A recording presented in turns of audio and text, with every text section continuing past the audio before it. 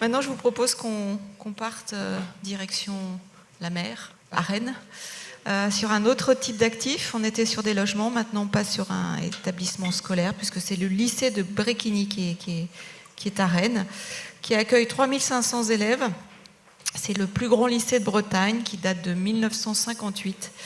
Et vous avez, il y a une équipe qui a donc travaillé à sa rénovation, en site occupé, si je ne me trompe pas, puisqu'il fallait continuer à accueillir les élèves. Voilà.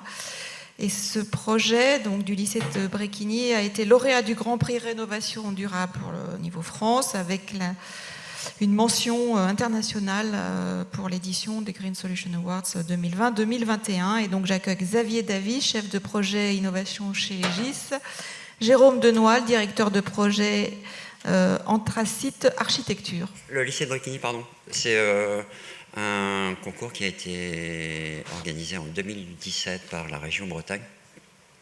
Donc c'est un marché global de performance et on a été désigné lauréat en 2017. Donc la maîtrise d'ouvrage est organisée avec donc région Bretagne, Sambrez et un bureau d'études spécifique pour le contrôle de l'engagement énergétique, et la maîtrise d'œuvre est organisée avec 3 entités, donc une entreprise générale, le groupe Legendre, un bureau d'études pluridisciplinaire, EGIS, et un cabinet d'architecture, Anthracite Architecture. Ce groupement était organisé avec d'autres partenaires, notamment un paysagiste, un acousticien et un cuisiniste. Pardon. Le projet, c'est le plus grand lycée de Bretagne. Donc là, vous avez en face de vous le bâtiment Externa, donc une grande barre qui fait 230 mètres de large. Le marché était décomposé en 3 bâtiments, donc une réhabilitation thermique de l'Externa, la construction d'un bâtiment de restauration en neuf et la restructuration complète de l'ancien restaurant pour le transformer en CDI, foyer et pôle agent. Je vais prendre la suite, du coup je vais rentrer un peu plus en détail sur le sujet du marché global de performance. Donc ce qui était demandé, c'était de s'engager sur la performance énergétique de ces bâtiments-là, donc tant les existants en rénovation que les bâtiments neufs, avec les objectifs qui sont présentés sur la diapo. Donc une performance attendue notamment sur le bâtiment Externa qui s'appelle ABB''C de 50 kWh par mètre carré, donc l'équivalent d'un bâtiment neuf BBC, avec des consommations incluses dans cet engagement qui portaient sur les consommations de chauffage, d'éclairage et tout ce qui est consommation électrique, des auxiliaires de ventilation, etc. Donc, pour mettre en place ce marché global de performance et cet engagement énergétique, on a mis en place, nous, le protocole IP-MVP. Alors derrière ces lettres se cache en fait tout un système d'évaluation et de contrôle de la performance qui va se réajuster en fonction de l'utilisation réelle du bâtiment, des conditions extérieures, etc. etc. Ce qui nous permet de réajuster cet objectif de 50 à peut-être un petit peu moins si l'hiver est particulièrement doux, ou peut-être un petit peu plus si le bâtiment est très utilisé et que du coup on a une plus grande intensité d'usage, ou qu'on est en période Covid et qu'on doit ventiler 10 minutes chaque heure, et ce qui fait énormément de déperditions. Typiquement, ce genre de choses se doivent d'être prises en compte. Si on rentre un peu plus dans le détail des engagements, on avait des sous-objectifs bien particuliers qui portaient forcément sur les calculs réglementaires, les calculs thermiques, sur l'étanchéité à l'air, sur la qualité de l'air intérieur et puis sur le confort d'été. Donc on a proposé une démarche pour adresser, je dirais, tous ces sujets qui vont... l'un ne va pas sans l'autre, je dirais, l'étanchéité à l'air forcément est une composante de la performance, etc. Donc les enjeux qu'on a dû relever, c'était forcément garantir cette performance, tout en maîtrisant l'impact carbone de notre intervention, le but étant de limiter aussi cette énergie grise et puis ces émissions lors de l'intervention, pour rester sur une logique vertueuse, avec une logique globale de maîtrise du coût et comme je l'ai dit, d'atteindre des niveaux équivalents tant sur les existants que sur les bâtiments neufs. Avec tous ces objectifs, on avait des contraintes un peu fortes d'occupation des bâtiments, C'est un lycée, on l'a dit, le plus grand, qui est resté en occupation permanente durant les travaux. On avait essentiellement les périodes de vacances pour intervenir lorsqu'on avait des interventions bruyantes, et donc avec une gestion planning, par exemple, particulièrement serrée. Je vais présenter un peu les travaux qu'on a fait. Donc on est intervenu sur toute l'enveloppe, donc forcément les façades, la toiture, réisolation de la toiture, les menuiseries extérieures, les planchers bas. Donc avec tout ça, on a traité, je dirais, l'ensemble des déperditions de la façade. On a également traité les problématiques d'étanchéité à l'air. Et on a intégré dans ce nouveau dessin de façade les ambitions de protection solaire pour éviter les surchauffes. Forcément, à l'intérieur du bâtiment, on a également eu besoin d'intervenir sur tout ce qui est ventilation. Dans la mesure où on avait refait cette enveloppe, étanchéifié les façades, on a eu besoin d'intégrer de la ventilation. Avant, on était ventilé naturellement par les ouvertures de fenêtres et puis les infiltrations. Et tout ce qui est distribution, régulation est maintenant contrôlé. Et enfin, on a retravaillé aussi tout l'éclairage, parce que forcément, quand on vient baisser toutes les consommations de chauffage, on se rend compte que les consommations d'éclairage deviennent des poids importants, et donc on se doit de les maîtriser également. Pour faire toute cette approche et puis garantir l'engagement énergétique du début à la fin, on s'est essentiellement basé sur une maquette numérique, donc, qui a différentes composantes, une partie géométrie, une partie 3D, avec laquelle on travaille beaucoup pour l'architecture notamment. Et puis de ce modèle-là, on vient faire une simulation thermique. On vient également évaluer l'apport de lumière naturelle, on vient évaluer les consommations, vérifier les consommations réglementaires, donc vérifier la RT, mais aussi faire des simulations prédictives de quelles seront les consommations réelles pour s'assurer qu'on va être dans l'engagement. Tout ça se base sur tout un panel de scénarios qu'on a mis au point avec les utilisateurs et notre maître d'ouvrage. Un petit exemple de ce qu'on a pu mettre en place et constater.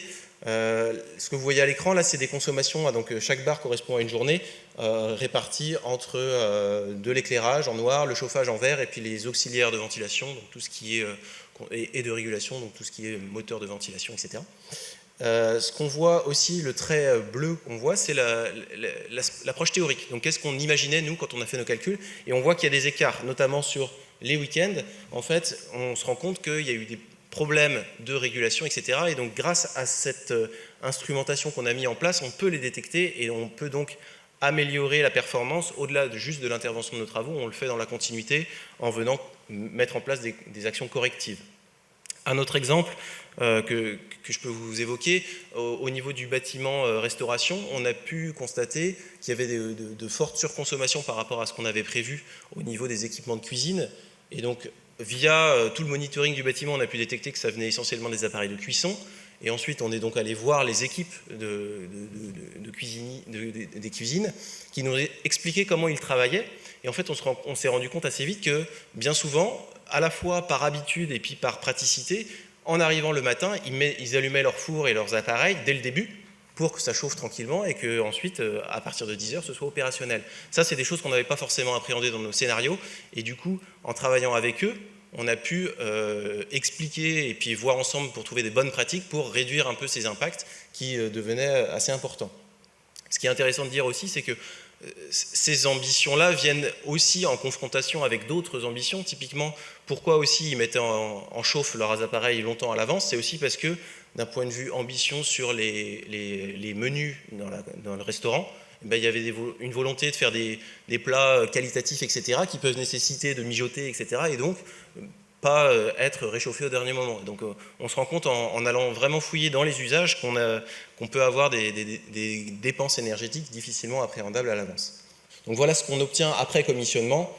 Un exemple, donc on voit le pic central là qu'on a réussi à réduire. Alors c'est pas encore parfait, bien sûr, année après année on améliore nos usages et puis les corrections qu'on peut apporter à l'utilisation du bâtiment, mais du coup on a des résultats assez satisfaisants. Là, un petit exemple, donc, sur une année courante de septembre 2020 à août 2021. Ce que vous voyez en bleu, c'est les mesures, donc c'est les consommations, et ce que vous voyez en orange, la courbe, c'est notre engagement énergétique, ce qu'on ne doit pas dépasser.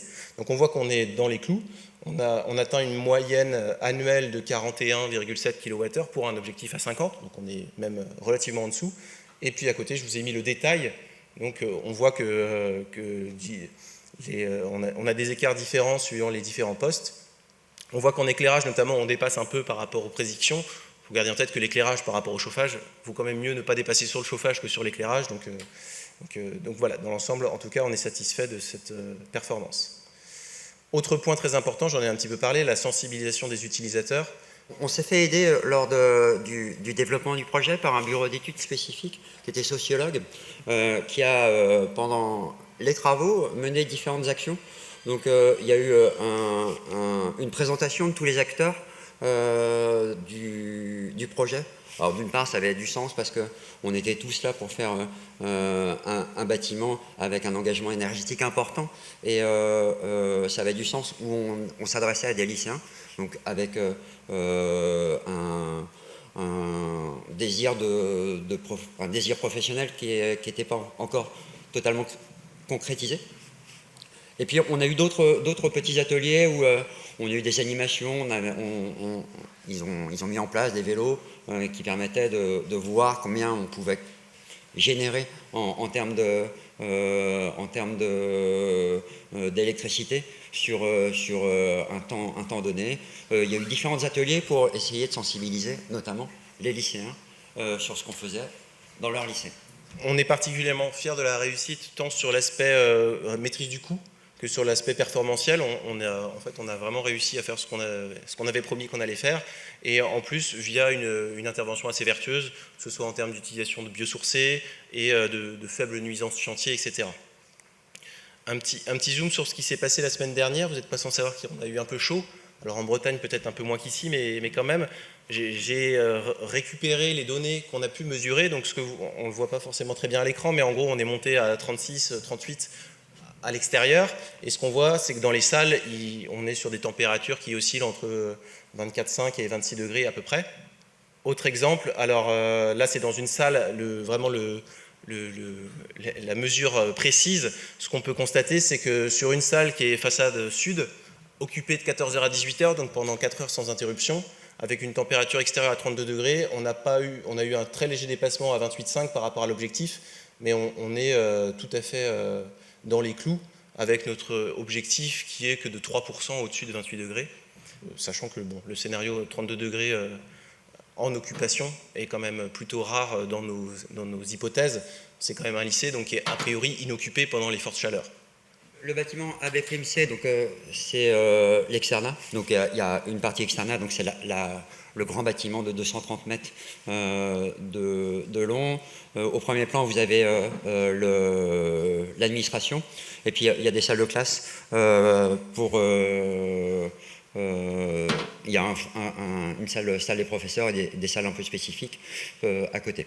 Pour réaliser cette réhabilitation thermique, on a utilisé des murs à ossature bois qu'on a fait préfabriquer par une entreprise. On a fait les travaux bruyants, à savoir les ossatures, pendant l'été, donc pendant les 2 mois d'été. On a fait tout le travail primaire pour fixer les ossatures sur le béton, donc ça générait beaucoup de bruit. Et après, pendant les 7 mois qui restaient, on est venu plugger la façade avec un tout petit engin, avec les lycéens à l'intérieur. On a un lycée, c'est le plus grand lycée de Bretagne, qui est fortement occupé. On avait un taux d'occupation à peu près à 95%. Donc on ne pouvait pas avoir de modulaire trop important. On a utilisé 4 modulaires pour le chantier. C'était juste pour assurer un certain confort, parce que on vient plugger la façade à l'extérieur et on a besoin, une fois que la façade est pluguée, de retirer la menuiserie et puis de venir travailler avec un menuisier pour faire l'ébrasement de la menuiserie. Donc on avait un atelier de menuiserie sur site. Les compagnons prenaient leur cote, parce que même si c'est une trame ministérielle sur laquelle on travaille, on avait quand même des petits défauts et on ne pouvait pas tout préfabriquer. Et donc on avait un atelier de menuiserie, et en fonction des classes qui n'étaient pas occupées, on venait faire les intérieurs de classe. Donc ce qu'on peut voir, c'est qu'on décompose les premiers caissons en passant une simple caméra thermique. On voyait les résultats, et les lycéens et les occupants étaient tout de suite convaincus, parce qu'il y avait un vrai confort dès qu'on venait plugger la façade, un confort thermique et puis un confort acoustique. Bâtiment final, vous avez vu tout à l'heure, on a montré un visuel du concours, et une des réussites aussi, c'est de proposer au maître d'ouvrage une image fidèle à ce qui a été gagné pendant le concours. Et en fait, comme tous les éléments sont essentiels au confort thermique et à l'engagement énergétique, eh ben, on a un bâtiment qui est totalement fidèle à ce qu'on a proposé 3 ans avant. C'est-à-dire que les modèles nature que vous voyez, elles servent à mettre la façade dans l'ombre. Le bâtiment d'externat, il a été entièrement pensé avec chaque élément est essentiel à la mise en confort pour l'ensoleillement de la façade. Donc ça, c'est le bâtiment principal d'externat. Il y avait aussi une partie, je ne voulais pas préciser, il y avait une partie accessibilité. L'occasion de ce type de projet, c'est aussi de venir aménager l'accessibilité, un peu de sécurité incendie. Donc en plus de cette réhabilitation thermique, il y a une mise aux normes sur différents points qui est pratiquée. Ça, c'est le bâtiment R2, donc c'est le restaurant. Donc, le plus grand lycée de Bretagne, donc on a un restaurant conséquent. Ce restaurant, il a été posé à l'intérieur d'une clairière dans un espace boisé classé. L'idée, c'était aussi de maintenir une écriture générale sur l'intégralité du projet. Oui, je vais accélérer, pardon. Le restaurant, donc le bâtiment R2. Et donc l'idée, c'était on a un bâtiment qui est assez dur, 230 mètres. Pour les lycéens, c'est un peu pénible. Et donc on voulait vraiment, pour le restaurant, proposer quelque chose où on puisse déjeuner dans un îlot de verdure. Donc c'est pour ça qu'on l'a posé à l'intérieur d'un espace boisé classé avec toutes les difficultés qu'on a pu rencontrer. Mais ça engendre une pause méridionale qui est assez qualitative pour les lycéens. Et le bâtiment R, qui était le bâtiment le plus remarquable du site, lui aussi a été repensé. Donc là, on est sur une restructuration lourde, où on a intégralement curé le bâtiment. Et on a gardé que la coque en béton. Une fois que le restaurant était construit, on a gardé la coque en béton du restaurant, et puis on a réintégré une partie du programme, à savoir deux foyers, un calme et un bruyant, et un CDI.